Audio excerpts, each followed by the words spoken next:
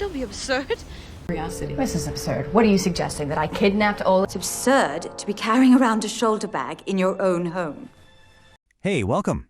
You know, there's this one word in English that just perfectly nails that feeling of, well, delightful nonsense. Something so illogical it actually makes you smile. By the time we're done here, you'll know exactly what it is and how to use it perfectly.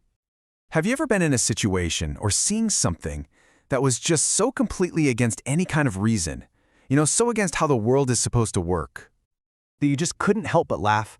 Just picture this for a second. A penguin, waddling along, super focused, flapping its little wings, trying with all its might to get a kite off the ground. That feeling right there, that baffling, brilliant, nonsensical feeling, that's exactly what we're talking about.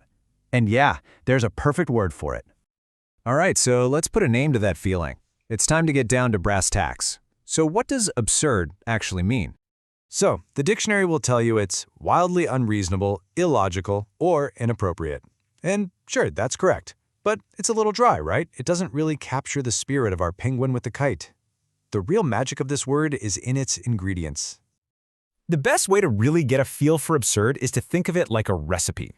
It's got these 3 key ingredients that, when you mix them all together, create this perfect flavor of just utter, wonderful nonsense. Okay, so first, you start with a big base of illogical. It has to totally go against common sense. Then, you stir in a heavy dose of ridiculous. It's got to be so silly it's almost hard to believe. And for the final touch, just a dash of pure nonsensical. At its core, it just makes 0 sense. You put all 3 of those together, and boom, you've cooked up something that is truly absurd. Now this is where it gets really interesting. See, lots of things are funny, right? But not everything that's funny is absurd. And that difference is really important. It's what separates a simple chuckle from something just profoundly ridiculous. Let's look at an example. So a person slipping on a banana peel? Yeah, that's funny. It's classic slapstick, totally unexpected. It's an accident.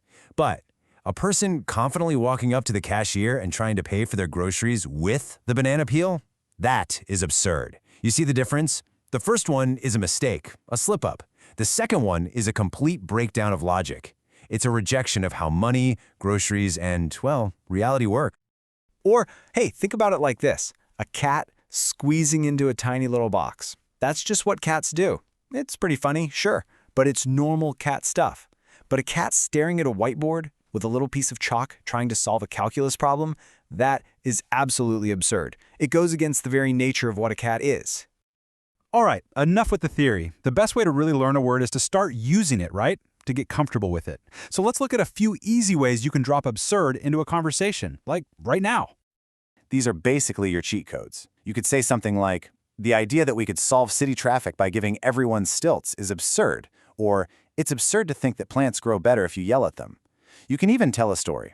I heard an absurd story about a guy who tried to mail a letter by attaching it to a pigeon. See? It's your go-to word for pointing out a hilarious break in reality. So, I'll leave you with this little challenge. What is the most wonderfully illogical, ridiculous, nonsensical thing that you can possibly imagine? A fish riding a unicycle? A cloud made entirely of cotton candy? An entire city where the traffic lights are disco balls? Go on, picture it. Because now you have the perfect word for it.